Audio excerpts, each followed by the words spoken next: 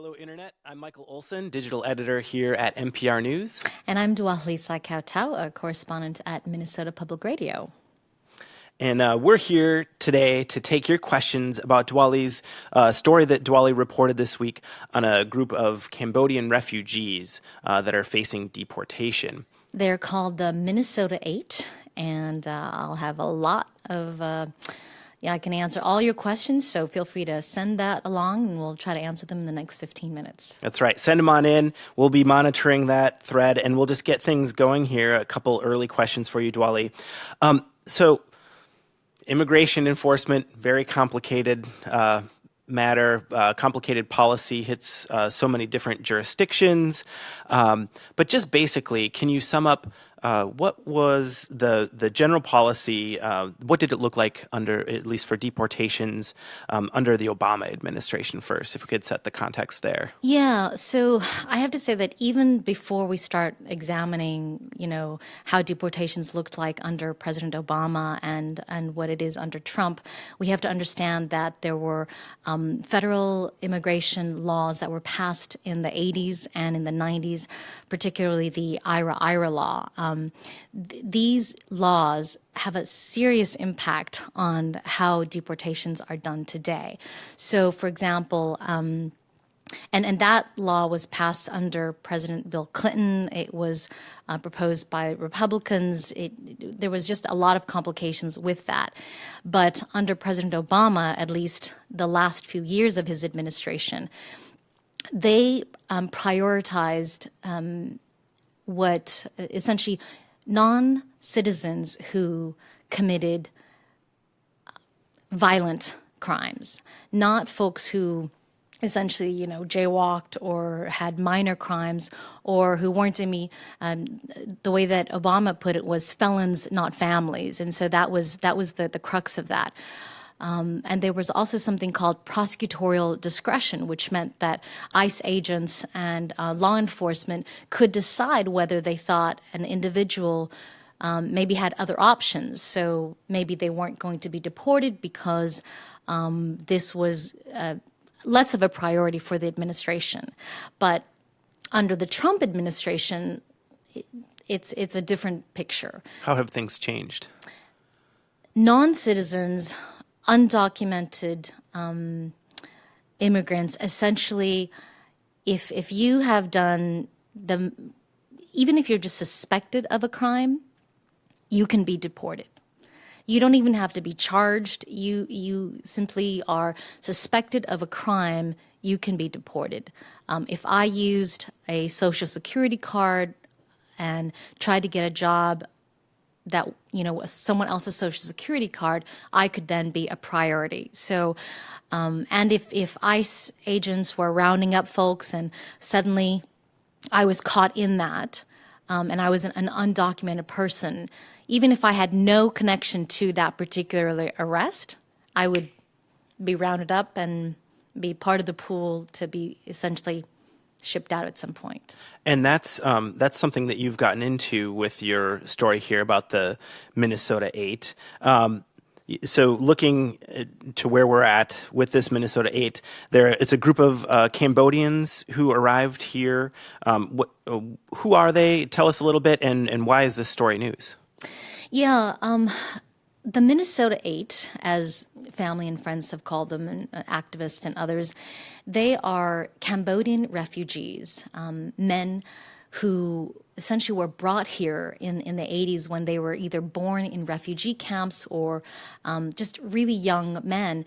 And they lived for decades, essentially as Americans, and many of them didn't even realize that they were just simply green card holders, so they didn't have the protections of being a U.S. citizen.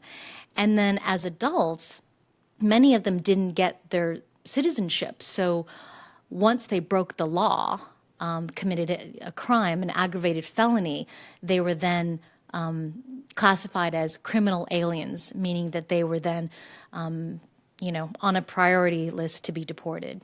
So we followed that story as they were being arrested last fall, and the families and friends of these individuals essentially were like, wait a second here, they had been released to the released by ICE because on one hand, there was another complication, which is that ties between Cambodia and the U.S. Are a little complex. And so Cambodia itself wasn't ready to receive these individuals. So then they were just stuck. And so ICE had they had to release them.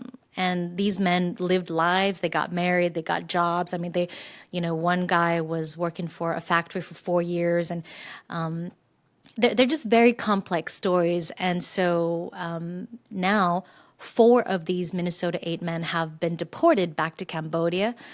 3 of them are still fighting their cases, and 1 of them is now protected from being deported. So there's a lot there. Right. And so there's intricacies in each of these 8 stories. And you focus primarily on one story. Can you tell us why you focused on one story in particular right now?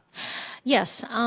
So of the Minnesota 8, there were the individuals, one person had served 10 years in prison for attempted murder. But the particular person that we focused on, his name is Chamran Pan, and he's 34 years old. He's currently in a detention center in Louisiana. And his story was so interesting because essentially he was caught, with possession of marijuana at one point when he was younger, in his 20s. And then later he was at a bar and had a fight and essentially broke 3 windows. And that is an aggravated felony. And that essentially classified him as someone to be deported.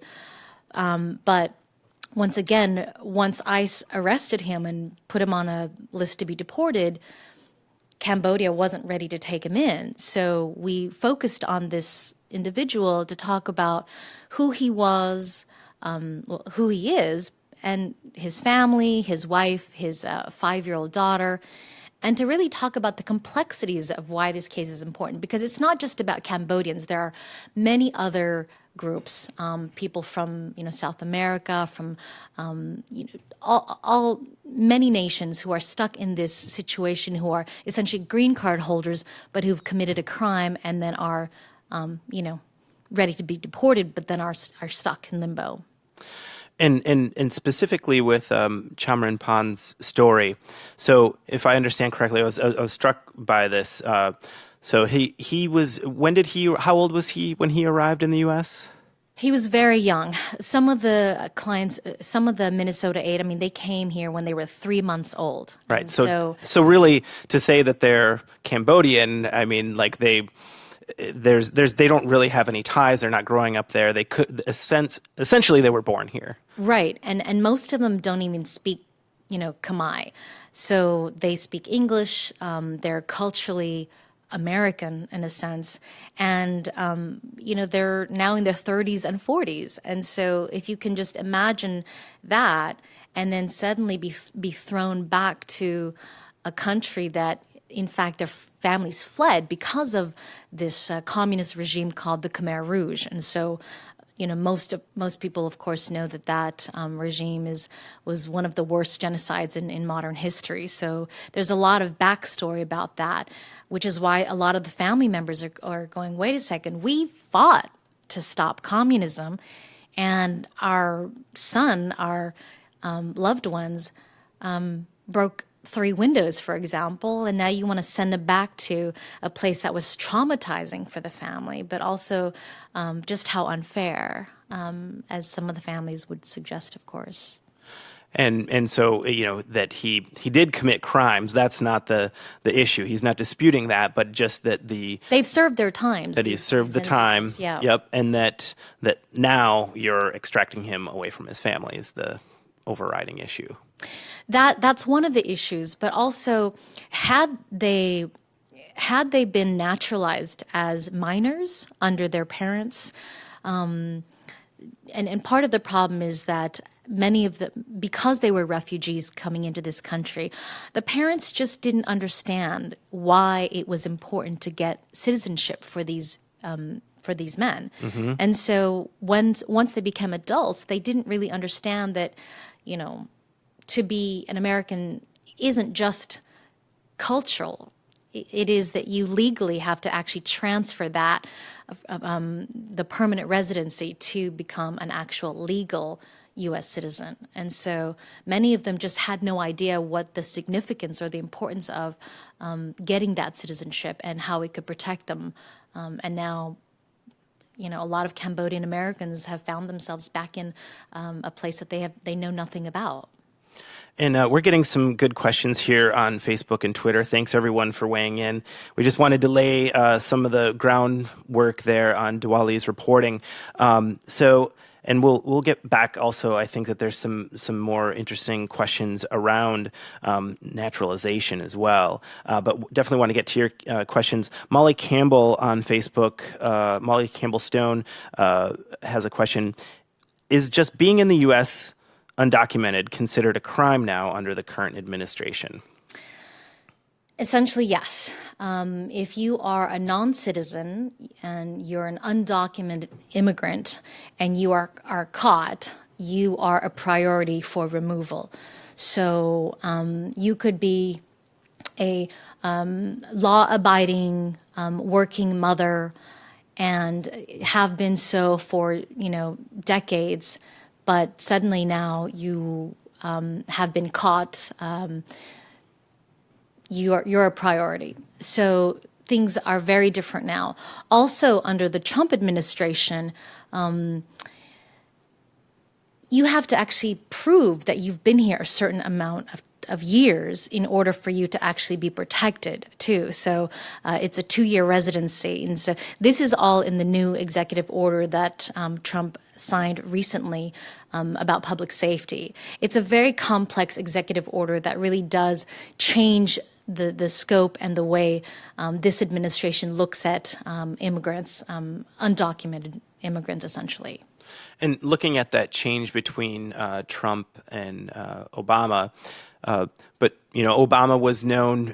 There were memes going around with Obama as being the deporter in chief, but those deportations were largely of like harder criminals, or what kind of differentiation is there between the folks that he was deporting and where we're at now with the Trump administration? Yeah. So President Obama was dubbed, the chief deporter, essentially, right?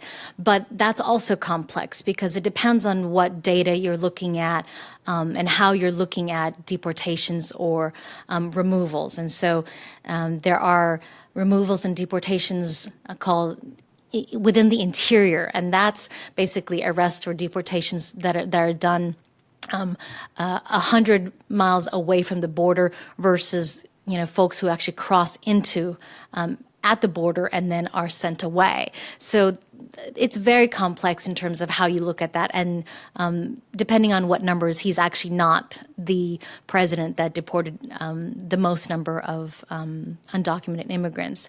Now, under President Trump, essentially what they're saying is, and you've been seeing so many so many arrests recently across the U.S., and that's what's alarming for immigration attorneys is a sense that not only will there be more arrests across the country, but that there are just going to be roundups that are going to be very different.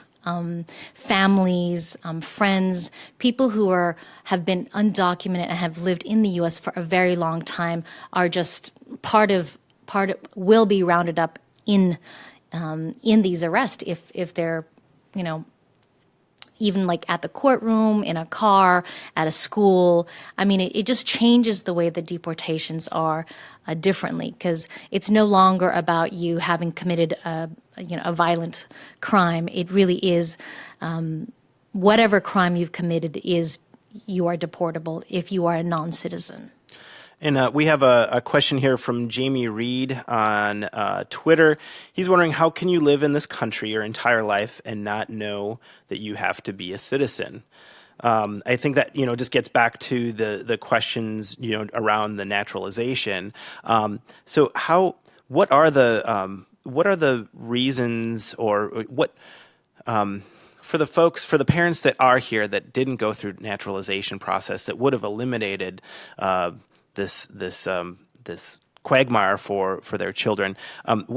Do you know, is there a common theme of what the obstacles were, or were there any, did you see anything in your reporting there? Yes. A lot of this is actually, it's a little bit complicated in the sense that these were refugees. They were fleeing this traumatic communist regime. Once they arrived here, their sole focus was assimilation, acculturation, trying to find their place in this new America. And a place like Minnesota, right? You're transitioning into this winter, you're transitioning into a whole different culture. You're focused on trying to get your kids just to learn English and teach them just the very basics of what it means to be an American. So you forget the simple things of just legalizing your children, or you don't even know what that process is. So for most of these adults, they were still coping with these traumas, and many of them were tortured. Many of them had witnessed what were essentially killing fields in Cambodia. And so on top of that, they were physically different from locals here, right, in Minnesota. They were dark-skinned people. They were dark-haired. They were trying to fit in. There were so many issues around that parents just never stressed. I mean, the communities just never saw the importance of saying, hey, get your kids, naturalized. And even the adults, even the parents didn't get naturalized. So these kids grew up, became adults, had really hard transitions, which is why some of them actually were gang members. I mean, some of the Minnesota 8 had a history of, participation in gangs to protect themselves and figure out, where their place was, in the Twin Cities in Minnesota, or even in Greater Minnesota, which was even more white for these Cambodian Americans. And so they just never saw the importance of it. And even today, many green card holders, Somalis, East African, others don't realize that they've been here for 20-something years and are still green card holders. So immigration attorneys and others are saying, get your citizenship. At this point, that is priority for immigrant communities everywhere. Whatever your legal status is, the key right now is get that status changed to permanent residency, to becoming a U.S. citizen. And of course, there's a lot of talk now about sanctuary cities and places where undocumented immigrants can go safely if ICE, comes for them. Sure. And you think about the messages that people hear, out of the mainstream media. There isn't a lot of focus on this type of process, which brings me to a question or a comment actually from H. Lee, a co-host of Counter Stories. It's good to see you chiming in here, H. Lee. He mentions that this morning the Hmong radio station that his parents listened to was telling people not to leave the country at all, no matter their status, because they may not be able to re-enter. So on that, are you seeing, with this reporting, were you seeing where are people getting their information from? Are there trusted sources out there? Is it more rumors? How are people kind of chasing down what is what at this point with immigration? That's right. So right now there's a lot of misinformation out there, and especially in immigrant communities and those who are relying specifically on ethnic media to really understand what's happening. For example, we've been hearing a lot about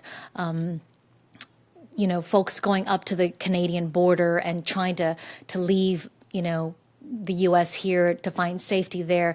And, those individuals, they risked their lives in the winter. They lost, fingers, they lost, there were injuries. But if they had known really what was at stake, they would not have gone in this winter and risked their lives the way that they had. And so immigrants right now are extremely fearful, undocumented immigrants, non-citizens, even people who have their U.S. citizenship, they're checking in with attorneys and they're saying, well, I'm a naturalized American, I have a U.S. passport, can I even leave this country and be able to come back? And yes, that's true, but those who have green cards or have visas to travel in other places, there's a lot of concern, a lot of misinformation about what's out there. And the truth is that there's a lot of change happening at the border by law enforcement, and everyone has to be vigilant on seeing and documenting and witnessing what's happening, and to share those stories with the media, with reporters, to talk about their experiences, because people have to be accountable for what happens. I mean, law enforcement, they have the right under Trump's administration to arrest people, even under suspicion. Even if you're not charged, even if you haven't been convicted, you can be deported. So there's a lot of fear out there right now, and a lot of concern for people who, are not citizens. And we're running tight on time here, but we'll take one more question. T. Zhang is wondering, for those who are planning to be naturalized citizens, has that process changed? Is it more difficult to become a citizen under the Trump presidency? That's a good question. Certainly, I'm a naturalized American, and so I remember that the change for me to become an American citizen, I was a refugee from Laos, and that process for me, was more expensive, certainly, but it was also, it took a lot longer to become a U.S. citizen, to be naturalized. There is a backlog of people trying to become U.S. citizens. And of course now there are more security questions, right? A lot more scrutiny as to who these applicants are, where do they come from. Security is just at an all-time high. And even refugees who've been vetted for years and have been waiting to come to the U.S. are being declined. And so there's a lot of concern around what it's going to take for folks to be U.S. citizens. But there's no question that people must make that a priority if they're green card holders or have lesser status. So you've been reporting this story now. You filed this. You're not done with this story, I take it. The story is far from over. What do you think is the next step in your reporting, if you can share that with us? Well, first, with the Minnesota 8, the 4 of the men were deported just last week to Cambodia. So the likelihood, they're starting new lives. They're gone. 3 of them are still fighting their deportation, and so they'll have to have their day in court and figure out,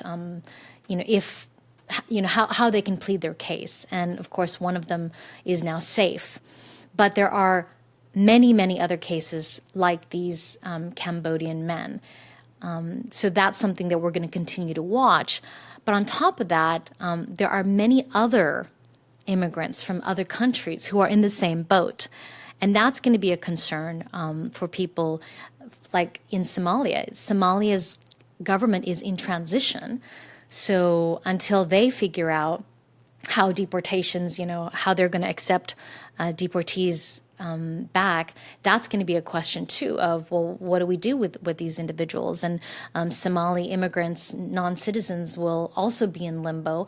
What does ICE do with that? So there's a lot that's taking place, but the bigger question is going to be, immigration reform, and that's going to be an ongoing story that we'll have to follow, under Trump's administration.